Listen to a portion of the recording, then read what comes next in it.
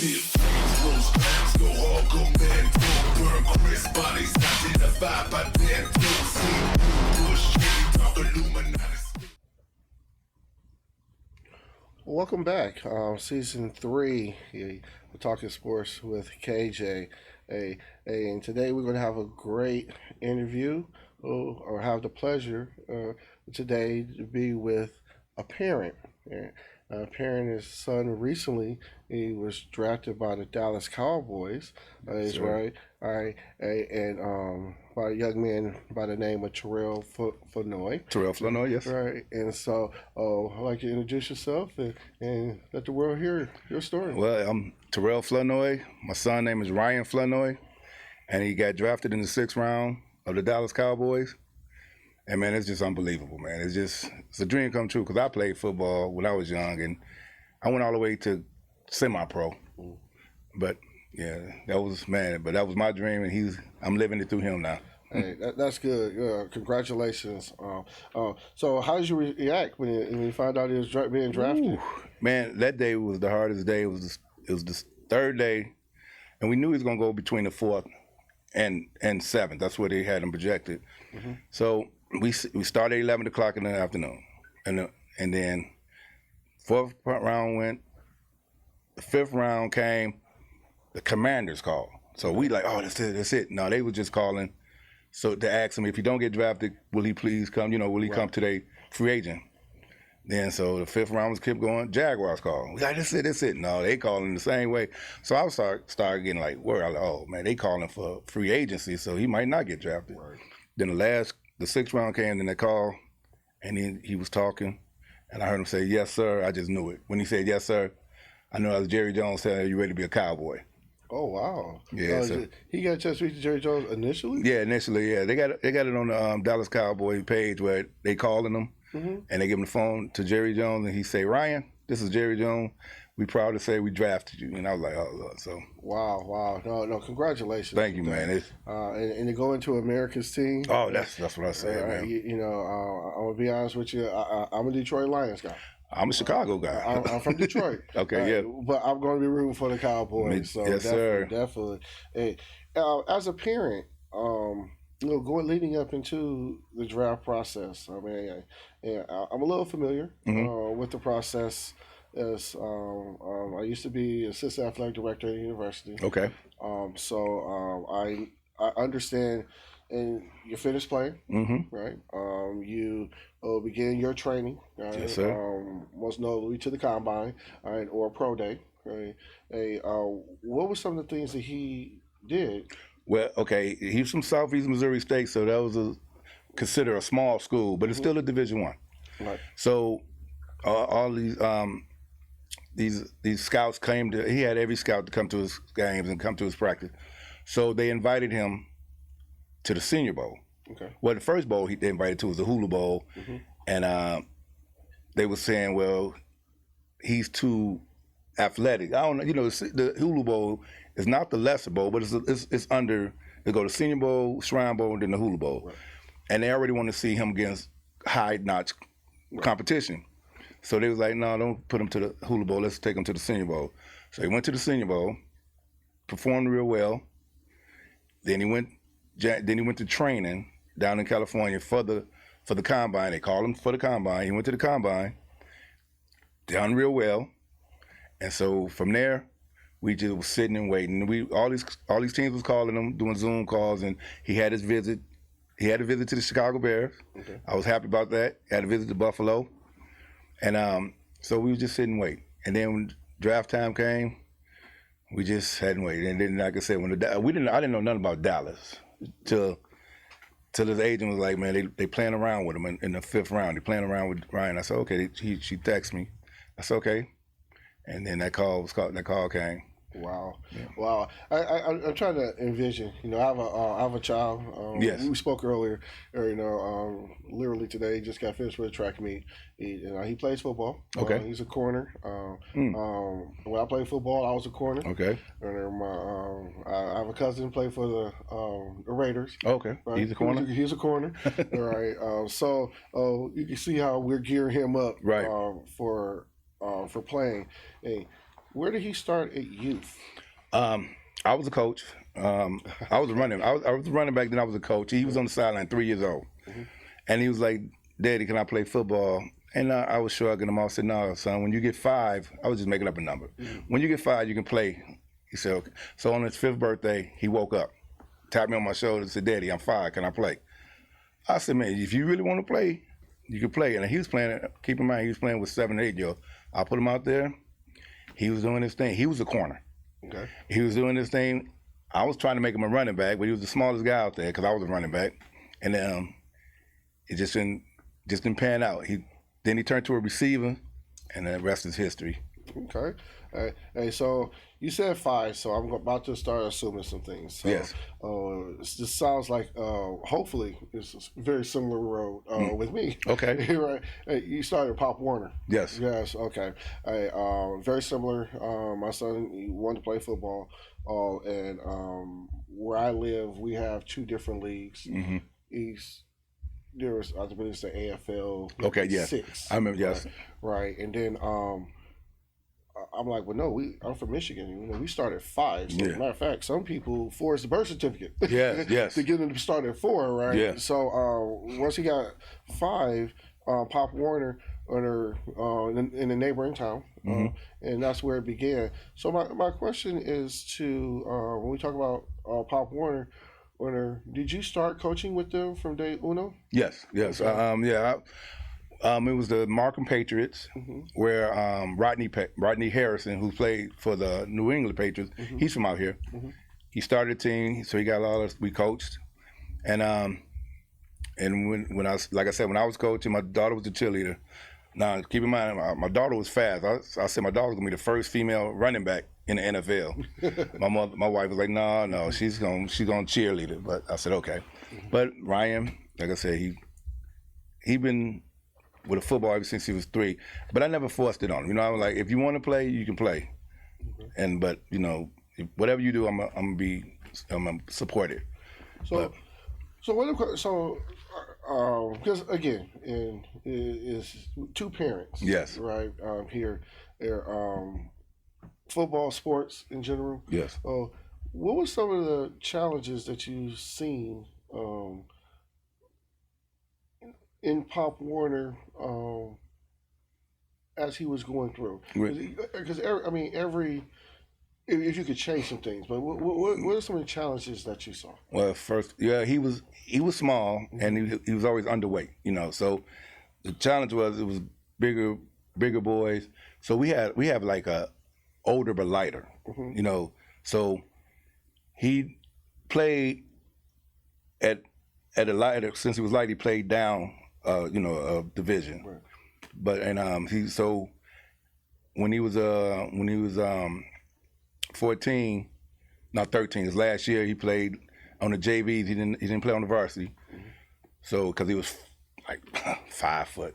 Then when he became a freshman, he was 5'3". But like you said, the challenge was his size. Because a lot of people like, man, he's too small. But when they see him on the field and he did his thing, he couldn't do nothing but play. He played in he was on the Illinois All-American team from the 6th, 7th, and 8th grade.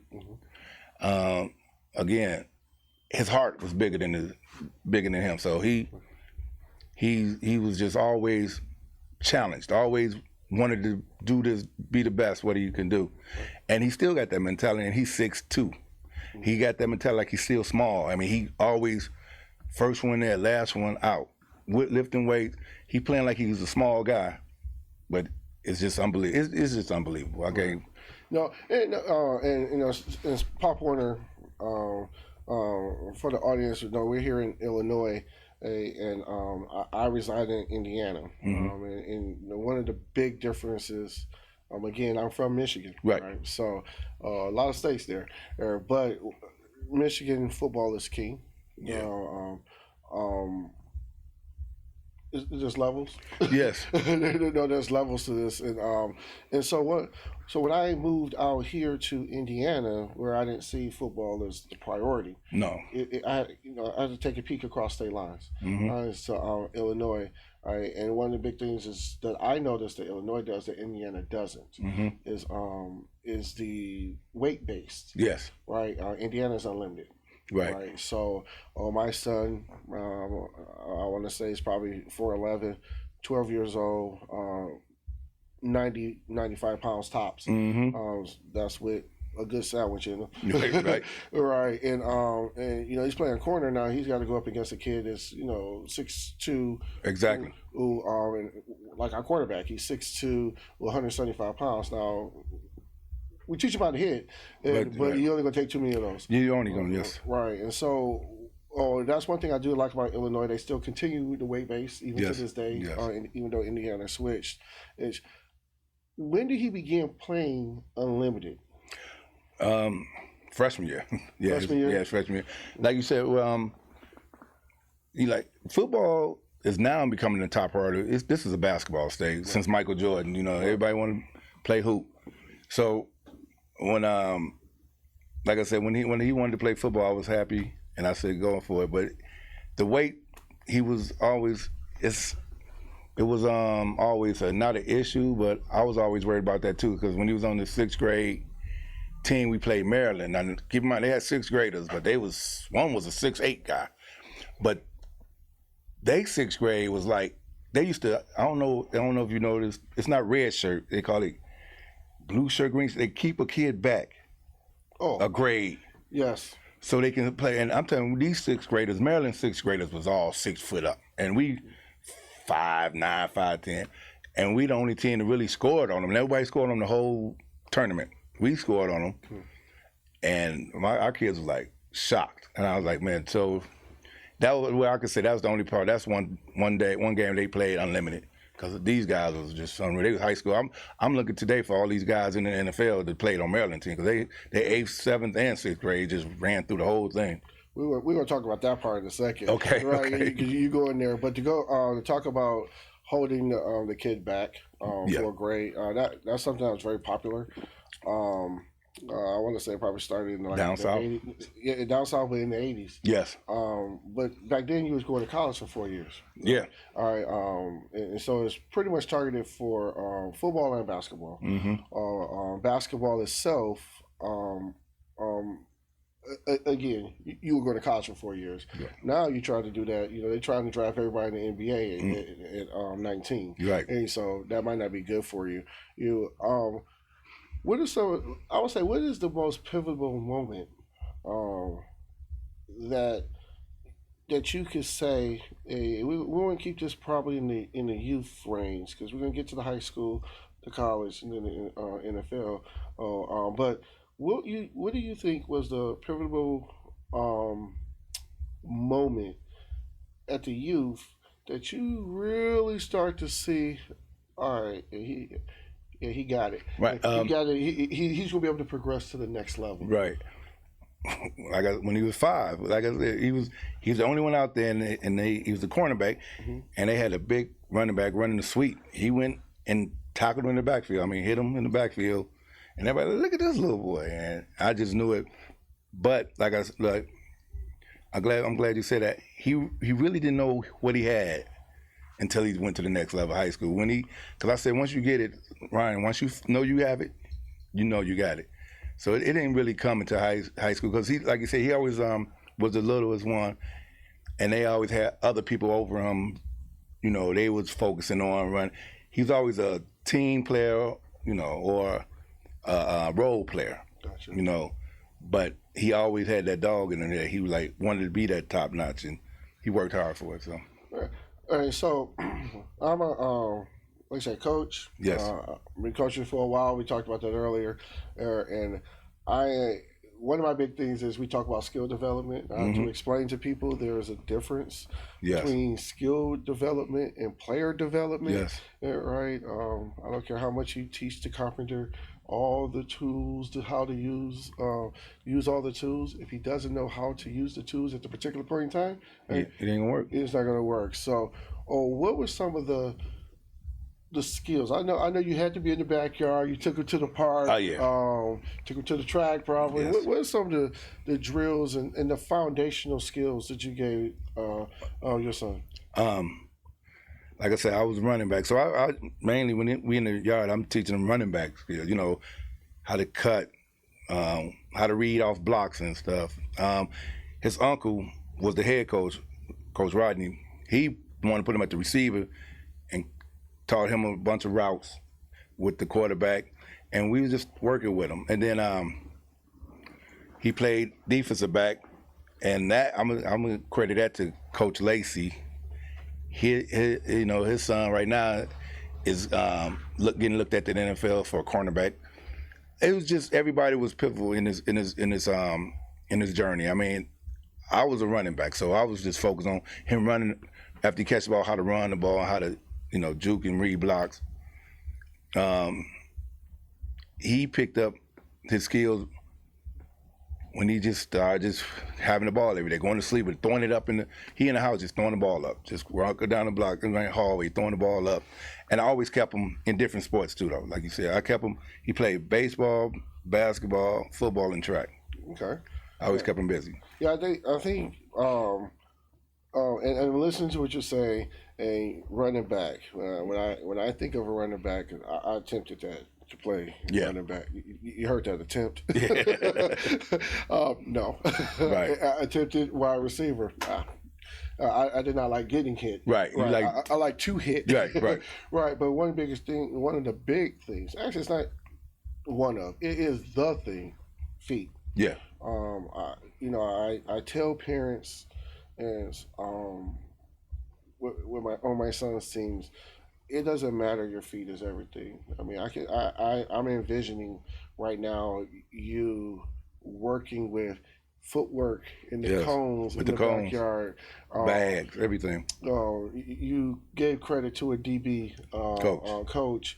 Backpedal, weave and stay square. Yes. Flipping them hips. Right, and keeping him fluid. That's the word, fluid. Fluid, yes. Right, and to the parents listening to this, that is the most important. If you want to get anything out of this, yes, your feet take you where you need to go. Right. All right. Once you get there, okay, just come with bad intentions, but your feet got to get you there, and so that's what you'll be evaluated on. So we're, like I say, it doesn't seem like you had any challenges. No. Which that's a blessing. That's really a blessing. Rodney Harrison, I had an opportunity to meet him. Yes. 7 years ago, probably like 5-6 years ago, at Thornton High School. He came in and did a basketball tournament, and so that's great for him to come back. I'm a product of someone coming back. Okay. Shout out to Steve Smith. From Michigan State. I'll give a shout out again. Who taught me how to play a corner was Nick Saban when he was at Michigan State. Oh, okay. All right. So to this day, I'm teaching the same exact thing to my son. Yes. Right. And so it's great to have veterans, right, who understand the game. Yes. Right. And can translate that to a child. I think that's very important, right? So if we're not any challenges, but what are some of the sacrifices? Oh man, sacrifices is traveling. We going to every game, and I coach, so I had to be every game. But I'm not just talking about Pop Warner. I'm talking about college wise, man. I mean, making every road trip, making every home game, and he appreciated that, man. When he see us, he see the family coming deep. So okay. Yeah, we sacrifice. We made sacrifices. Right. So we're gonna transition into high school. Okay. Right. Did you coach him in high school? No, I didn't coach. That's when I had to let him go. Okay. So that's gonna be that number one question. As a parent, started at 5. We're gonna say when he's 14, he's walking in, thinking he's about to walk over to varsity. Right. All right. I'm not sure how the school system was set up where he's at. So sometimes you got freshman team, sometimes you got JV. Yes. I was blessed. I came right in with varsity. But what was that feeling of okay, this is out. This is I'm not in control of this. Right. Anymore. Oh, it was hard. It was crazy, man, because when he came in, he was a freshman. As soon as he walked in, first first camp, they pick who going to be on 18. All the coaches unanimously said Ryan Flournoy is the first. He was the first one on 18. So I was like, okay, happy with that. But as practice progressed, and he was a receiver, and his quarterback really wasn't throwing the ball. And funny you said it, because he had an article in the Tribune, the quarterback. They said he was a shrimp. So he was little, and he wasn't looking at him that much. He was looking at other people, and that was making me mad, because he said in the interview, I was like, every time after the guy said, man, y'all got to look at my son. I'm telling the quarterback, I'm telling the coaches, I know I can be down there, but y'all got to look at him. I mean, they like, okay, we can, and that's the hardest thing. When I know he got the potential, but they ain't not giving it to him. Right. I think, yeah. Again, we go back with two parents, right? And dream to be doing what you're doing right now, and I know I'm going with my son too, to the high school. Okay. Right, be coaching him there. It is going to be that time of letting them go, and you're starting to see things that's different, right? My question is what were some of the difficulties that you may have noticed outside of not getting looks, whether it's scheme, preparation, or understanding the systems that you're in? Because you say he started wide receiver. Yeah. Right. No, me? No, him? Yeah, he started. Yeah, he's a wide receiver And in then high he school. switched to DB? No, he was a DB in the Little League. Gotcha. Okay. And then his last year in Little League, he switched to he was excellent. So when he went to freshman year, he tried over for receiver. You know what, Ryan he got a football mind. It wasn't hard for him. It wasn't hard for him at all. Okay. It was just his size. Okay. Everything else just came. I'm not trying to brag, but everything else came easy for him. Gotcha. It was just he getting overlooked because of the size. Like I said, he was 5'3". Wow. Man, and they just sophomore year. He started his junior year on varsity, and they had a heck of a team. They went to the playoffs, but they just didn't make it. But his senior year, that summer senior year, he just came out the room 6'2". I'm talking about from 5'4" to 6. He like, Dad, I'm hungry. I'm like, who are you? Right. And my youngest son was at AAU camp, and he came back home and he said, who is that? I said, that's Ryan. Ryan just grew up. They just blew up. But so it was crazy. Well, yeah, like I said, yeah, that's good. That's good that the size finally caught up with him. Yes. Right. And the patience from you, because I know I can see my wife just going crazy. Yeah. Throw the ball. Oh man, yeah. Right. Family members, Everybody. Yeah. I mean, yes. All right. So, in high school, let's talk about recruiting process. I'm going to tell a little story, after you go here. Okay. And give you a little insight how things may have been different back when I Okay. was going, but during this recruiting process in high school, what schools were looking at them? Again, the coaches, I don't know. They apologized to him because they really didn't emphasize on receiving, because we had Justin Hall, was an unarmed All-American running back. So Ryan, again, was a role player. I mean, he had, 28 catches for like 400-some yards for his senior year. Okay. But, yeah, and like 8 touchdowns. But no teams was looking, only team really was looking at was like D2s, and which I say, man, wherever you go, you're going to play. So Central Missouri was the only team really looking at them. Okay. And that's where we wind up going with getting the scholarship. That was the only recruiting process, because his coach, I mean, it was this coaching system, and he got a story to tell. I mean, man, we can talk about this all day. It's going to be a movie. Oh, wow. The Ryan Flournoy movie, because it's just how he just, man, it's just crazy how everything is just coming to place right now.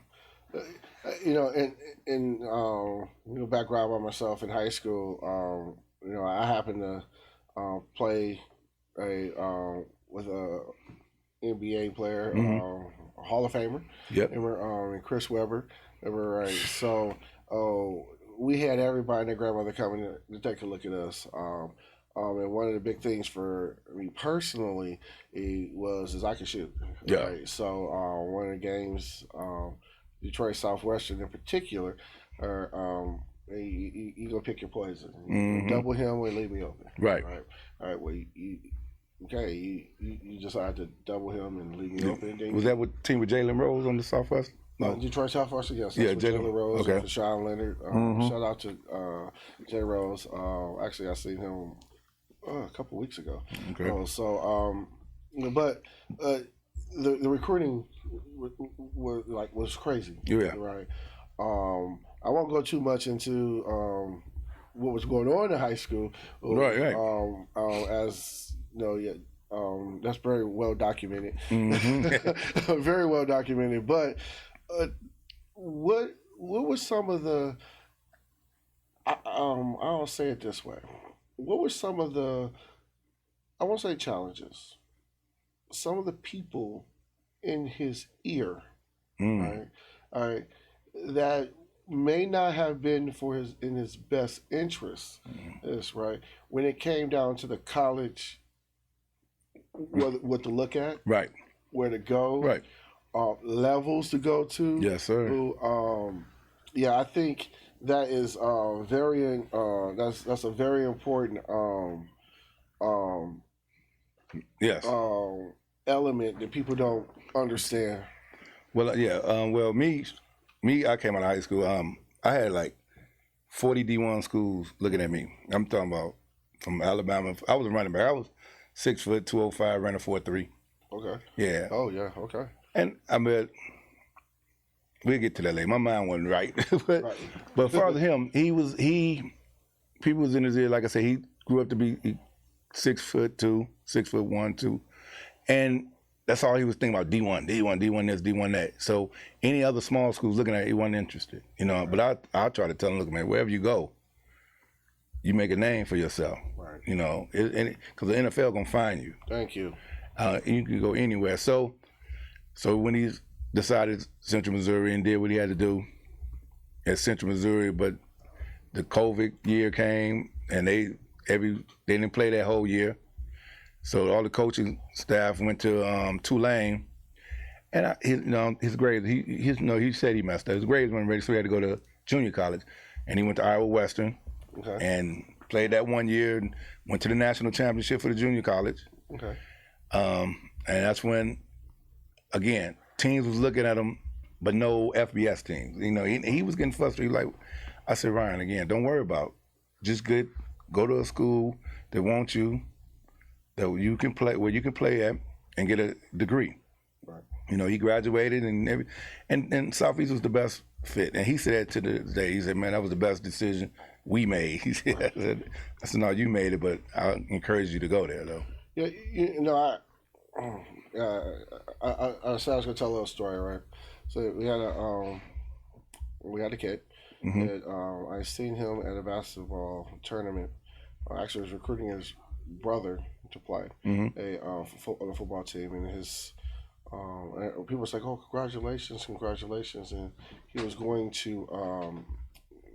He actually got an offer or a look to go to Eastern Illinois. Okay. I'm being from Michigan. I never heard of it. Right? Never heard of Eastern. Never heard of it, right? I know about it now. Right. Right. And stuck on Division One. Yeah. Stuck on Division One. Got to talking to the kid. And one of the things, as I was speaking with him, he had first of all, he had a 4.3 GPA. Let's start there. All right, he was a quarterback. Oh. Right. He had 32 ACT. You were aware? Right. Right. You can go, man. We're going to talk to you tomorrow right quick. Right. All right. He graduated from Yale. Yale 2 years ago. And got on with the Giants. Okay. Right. So families understand Division One is great. Right. Right. It's not end all be all. Right. It's not the end of the world. All right. Look, education.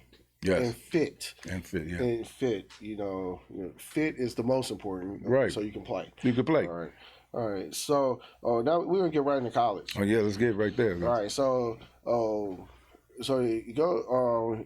He comes in Central Missouri. Central Missouri. All right.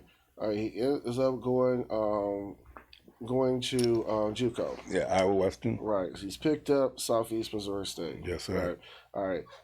So he has 3 years eligibility, or he has 2. He had 2 years there eligibility. Yes. Right. 2 years eligibility. Did he have the COVID year also as well? Yeah, the COVID year. Okay.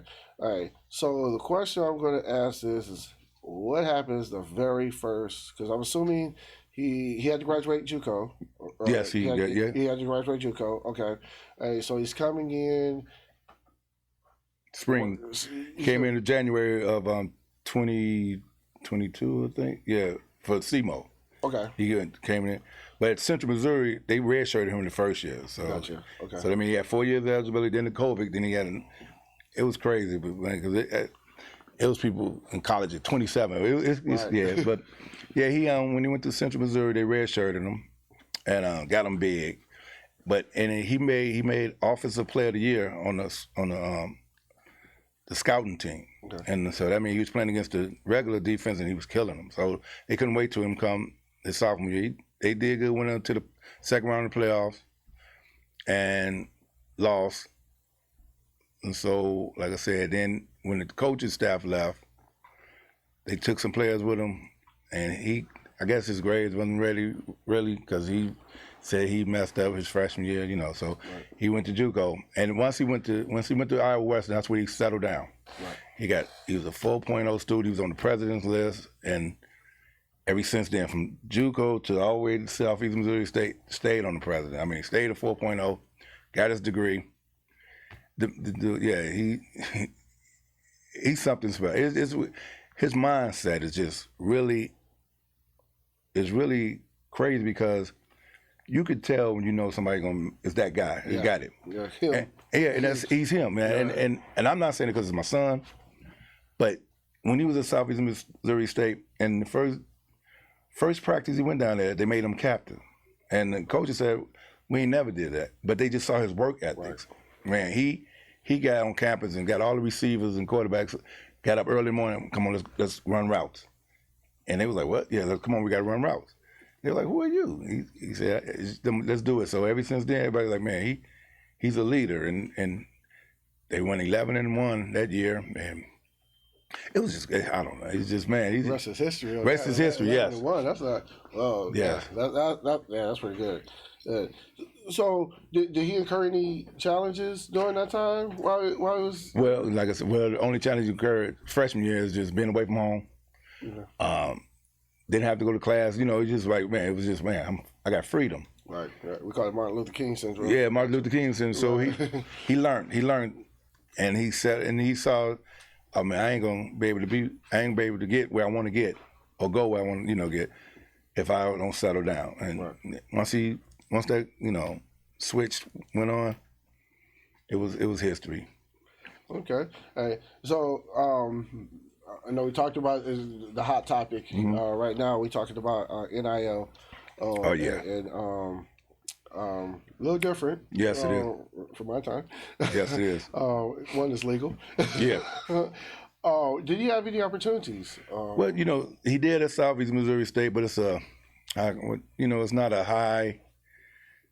How can I say this? It don't have it's not a big industry down there. It's nothing that, it was like a car dealership was going to offer him, car and money and if he advertised on the NIL. But he didn't want to take it. He said he didn't want to, this is his mindset. He said he want to work for it. He don't want nothing given to him. He want to work for it. And I said, man, I know you're going to make it there because, he felt that was like a handout. I was like, man, that ain't a handout, that's helping. But he felt, it's a handout, man. And he was like, I don't want it. So Southeast didn't have a collective? No, now they do. Right. And he went to the spring ball this year, and they saying it's all because of him. That they getting all this stuff in now. So, he's like an ambassador now. because now NFL teams coming out there looking at him. They getting recruits coming. He did a video to bring the recruits in because this is their first NFL draftee in like 9 years or 10 years. Yeah. Oh wow. Yeah, So, and this is his head coach first player that ever got drafted. They got people that play. You got free agents. Get on for free agent. But as far as drafted, he's the first to do that. And he was the first to have all 32 teams at practice. All 32 NFL teams. Okay. Yeah. Yeah, I think the collective is a lot of people don't understand what it is, and it's good that he's involved with that. Yeah. I would say stay with that. Definitely, if it's available, for him to be able to do it, because now he's a professional, Right. But definitely do that. Collectives, I think, is needed at all universities. Yes. Because now you have the insight of a professional player, along with the financial entities coming in, kicking in, putting in the pot. Exactly. Right, and then now you can spread it out. So I think that's a good thing. I'm actually happy. I actually have notes here to say if he can stay involved with that, stay involved with it. So transitioning into, we spoke about the I call them the post-football season. Yeah. I'm not talking about the bowl games. I'm talking about the ones that's going to get you drafted. Right. All right. Discuss the processes, whether it's the Hula Bowl, the Shrine Bowl, you got the Pro Bowl. Senior Bowl. Senior Bowl, sorry. Mm-hmm. All right. Discuss the processes of selection, and how you can get there, his place in getting there. Right. And some of the things that maybe you've learned as a parent. Yes. While he was going through that transition. Well, it was amazing. He left me in charge of, because it was agents coming out the woodwork. I mean, it was small agents and in between agents and big agents. And so he left me with the process. So I was listening to every agent. Hit the mic. And listening to them. And majority of these agents was like, since he's from a FCS small school, they was happy for him to be an undrafted free agent. They wasn't pushing for no all-star games. And just pushing for a pro day. Oh, when he have his pro day, he gonna run the fastest time, and But I said, okay, but this one agent, Molly, I can't say her last name right, but Molly from Wasserman. Mm-hmm. She said, well, I could see him playing in a bowl. In a senior bowl game, and see him going to the combine. And I was like, that's what I'm talking about. So we went with her, and sure enough, they took him out to California to train. And I'm talking about, man, he went out there and just worked his butt out. And when he went to the Senior Bowl, he did what he had to do, and came back, worked out. Then he got invited to the combine. That was so surreal, because I'm down in Indianapolis, walking amongst all these NFL greats, and it's just NFL everybody. And I'm like, man, my son is here. Right. So he went down there. He ran a 4.40. Oh. He had a 40-inch vertical. His broad jump was 11 foot. He bench pressed 225 20 times. He just went off. And everybody was like, who is this guy? Where did he come from? And they were like, Seymour. People looking up Seymour. What's Seymour at? Southeast Missouri State. And I was like, man, I knew he can do it. I said, I knew what he can do. Wow. And so after that, it was just a waiting process. But then again, like I said, just because his logo on his helmet, he wasn't talked about. He wasn't like Marvin Harris talked about. If he would have went to, I say, Ohio State, Alabama, I believe he would have been number one. Ryan would have been the number one pick. Wow. Yeah. Due to if you put his combine stats up against somebody else and don't put the name, the school they went to, he outdid everybody. I'm talking about that Adunze, is better than him. His stats is better than him. There's a lot of receivers that he just outshined. It was like, where he come from. Wow. Yeah, that's unfortunate. It is. It's unfortunate that you go out. You can only do what's put in front of you. Yes. And if you can go out there and conquer that, you should get rewarded. That's one thing. Yeah. I've been there, done that. I conquered that. Mm-hmm. Now I have to there's some type of cloud. And someone has to spread apart to see me. Right. And then even when you have the numbers to back it. Right. Right. All right. You said it best. It's just because of the logo that was on the helmet. Yes, sir. But you know what?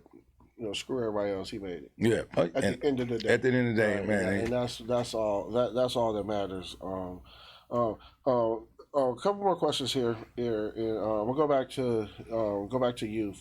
And Okay. I love the journey. I'm sitting here envisioning, I'm a little bit older now. I just turned 50, so I'm sitting here like, man, we got a little shorty came up. Hey, Dad, I'm 5. I want to play football. Yes. We're gonna strap you up, kid. We're gonna get you going. Yes. Right. Hey, you going out there? Don't know where the first down is. Don't know where the lineup. Don't move over here. Move over there. Right. He's just having fun. That's all. Just having fun. Right. All right. Finally, there's a little bit of success out there. Probably scored the first touchdown. Yes. Maybe got a fumble. Playing every position. Possible that his little body could do, right? Yes. He moves up and he gets into the high school role and some of the same challenges. Hey, little guy, but you know what? I call it a little engine that could. Right. They couldn't keep him on the bench. That's right. They couldn't keep him. and then all of a sudden, hey, you said it best. He would come out for breakfast and all of a sudden you like, hey, who's this? Yeah, I'm looking. Man, he's like, Daddy. What? Right, and so and then go through being overlooked again. Yes, from the college recruiting perspective of overcome all that, and here we are, being drafted. But if there's one piece of advice that you would give a parent, right, and I want to really think about this one, okay, right, a parent that has that 5-year-old that's about to put them in the Pop Warner. That's the first one. All right. I'm going to ask you from my perspective. I have a 12-year-old, right?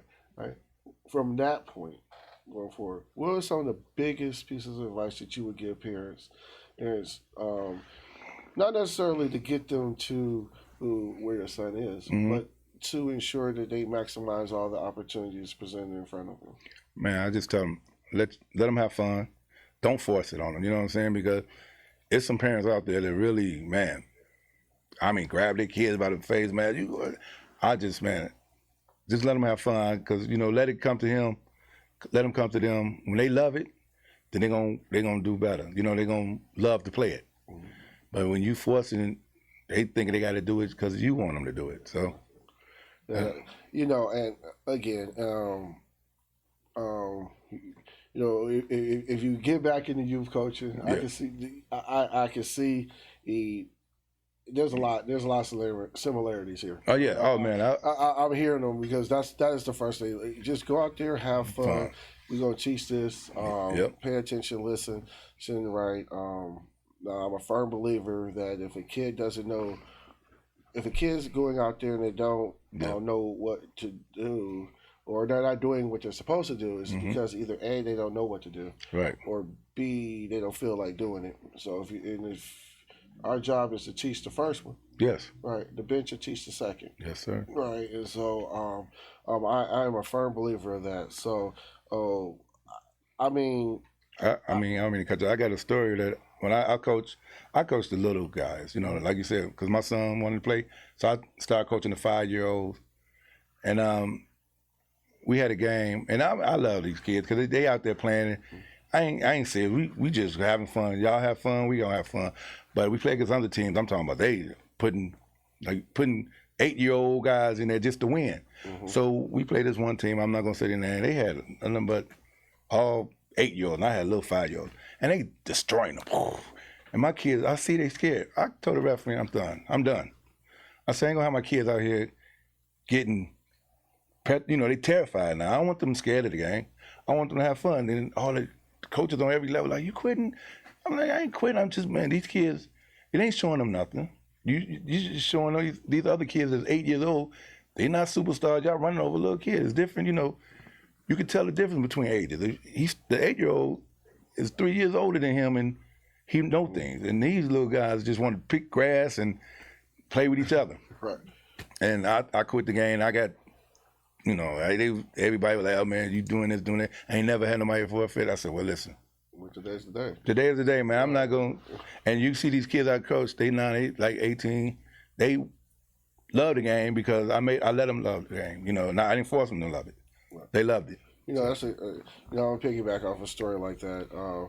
What you're actually saying is you stopped the game and you didn't quit. No, I didn't quit. Let's get clear with this, and it's for the people who are listening. That's not quitting. No. What he did is he protected their confidence. Their confidence. Right, Thank you. Right, and I'm gonna give a story, and that's a touchy one because my daughter is a pitcher. She's a 9-year-old pitcher. She throws 47-mile-per-hour fastballs. Okay, 3 years ago, when she first started, she was put out there on the mound with zero training, and the ump was going to throw her out the game, because she was throwing illegal pitches. This is a child. She did not know what to do. So that phone call, 30 years of coaching, went right to that young lady, the coach, and said, "Don't ever put a kid out there that does not know what they're doing. You got to pull them because you'll destroy their confidence." Yes, right. And there's no way in the world that a young lady, like I said, I know it's my daughter, love to death, but you're not going to concentrate in a sport if your confidence is gone. Right. Once that's gone out in life. Right. It doesn't matter if your confidence is not there. It's downhill from there. Yes, sir. Right. You got to. Matter of fact, you got to. You got to juice this. You got to juice the confidence up. You almost need to be like Deion. Right. Deion Sanders. You got to. You her or you him. So that's actually good. And it's unfortunate that the organization, other coaches may look down upon that.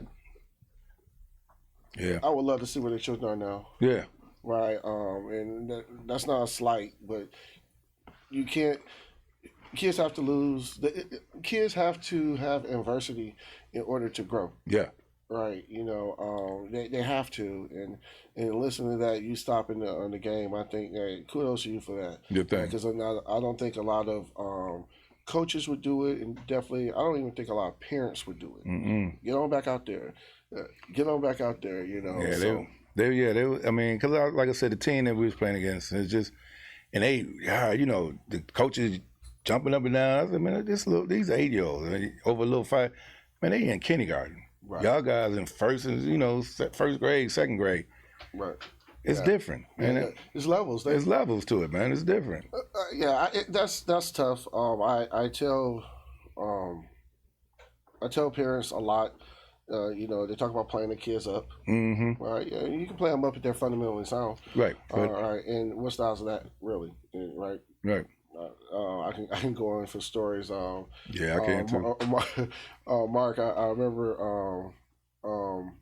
Mark is a business partner with us here. I remember on the telephone, I was complaining to him about our coach. I said, "Hey, the coach always talk about fundamentals." I said, finally, I just stopped and I said, define fundamentals. Right. What was the definition? Pause. What I'm saying? There was a pause there. It's like, so you can't, let's get out these cliches here. Exactly. Right? It's like, there's a certain set of orders, and I don't care what sport it is. We talked about it. Footwork is the number one thing. Yes, it is. Right? And work your way up. Your mind is going to go learn faster than the rest of your body. Just think about yourself growing up. But yeah, that's really good. Wow. I didn't expect to hear that. Yeah, man. Yeah. Like I said, I mean, I love coaching the kids. And it's unfortunate that the league I was in, Will Cook, they don't have it. I mean, in the last 4 years, it ain't been in existence. I mean, everybody been going other places, doing other things. But Will Cook, I could say, was the best league in Illinois because we had Treadwell. Look, he went to the pro. We had a bunch of guys. And Bucky, who's playing for Tampa Bay, my son, and there's a couple of other guys coming behind them. Wow. It was great, and it was all because, like I said, we was fun. We taught fundamental, but we made the game fun, man. It ain't about if we win, we win. We went to a couple of Super Bowls, But we also lost a couple Super Bowls from people cheating with older guys. You know, Yeah. you're in high school playing against a 7th grader, man. What's going on? They ain't showing. Yeah, you know, I mean, I say because some shots fired here. Some coaches, you know, they take youth sports and they're trying to pad their resume. yeah, There's levels to this. it's Okay, level. right? So it doesn't work. It doesn't. All right, it might get you the job. You'll be fired in a couple of years. Oh yeah. So we talk about work ethic, and and that is the theme that I see here. Yes. You know, you're talking about battling stereotypes, battling perception, right? There's some kudos that need to go to you here. Thank you. A lot of kudos, because that starts at home. Yes. The work ethic, the discipline, and holding him accountable. Yeah. Those things clearly, you can tell that's something that we wouldn't have that conversation later. Right. Right. I'm loving it. Yeah. And that's how you're getting to this. I won't say finished product. Look, right. Because there's another chapter. It's another chapter. Right. But I see, just in listening to you, and this has been a short time. And we've been doing this for probably 35, 40 minutes here. I could tell that your son's going to have a very bright future. Right? I thank you, man. And I'm glad you said it, because like his coach, when we went on a visit and we was getting the scholarship, his coach said, I'm not giving you the scholarship because of your athleticism. I'm getting the scholarship because of your character. Every coach down here was saying, man, you, yes, sir, no, sir, they just loved him as a person. Right. So, and then they said, congratulate, kudos to me. But I'm just saying, I see nothing different. I mean, I raised my kids not strict. No, I just know if you do it this way, do it that way, things will come. I know, y'all think daddy always in your business. No, I'm not in your business. I'm just making sure, life ain't going to always be what you think it's going to be. But if you respectful and people know your character, and it'll be easy. His girlfriend father is like a pastor, and he said when he first met Ryan, he knew he wasn't like the guys in the street. He knew he came from a good background, and because of, again, his character, it's like I can write a story. It's like I'm lying. It's a fairy tale, but it's true. Everything. I mean, everything that's happening is for a reason. He got number 18. And the 18th letter is the R. His name started with the R, Ryan. And then I said this, Ryan Flournoy, see on the shirt, got NFL. I said, man, you was born. It's in the name, Oh, wow, yeah. Yeah, see, Ryan, NFL Flournoy. Oh, that's neat. Yeah, I made this up, so I'm trademark that. Yeah, yes. That's like, okay. So I said, it's in the name, man. It's just, I mean, it's for him, man. This is another chapter to the biggest book ever gonna be written. And I strongly suggest you write that book. And it started from a parenting perspective. Oh, me and his mother. I mean, Right. It started from a parenting perspective. I wish this could go out to like every parent so they can hear this, because again, I fight through it every day, every season. With youth. And like I said, now that I'm getting older, I'm starting to see that the parents are 15, some cases 20 years younger than me, and I know my grandmother, she's going to see this, and she's 90. She told me to my face, she's like, you're crazy. See, right? And I'm starting to say that now. Right. But it's just kudos to staying focused, staying on track. We talked about Nick Saban, and one of the things that I've taken always, you wake up every morning, you ask yourself this question. You say, hey, are you going to be able to follow your dreams? Or are you going to be affected by the circumstances you're in? Right. And if you if you can sit back and really stick on the first part of that, Yes, all sir. right, just take it every single day, every single day. You gotta stack it. You stack it on stacks, right? And you're gonna find yourself elevated, Yeah. right? So, and I appreciate you. This is I've had some pretty good interviews. I've had some enlightening ones. But this one right here, the actually see a parent, yeah, right? I it's almost like I talked to you yesterday. Yeah, right, yeah. Yeah, I mean, Right, and I just met you not even an hour Right. ago, so I appreciate you. I appreciate you being here. Definitely hope to bring you back. Oh, yeah. And tell you so.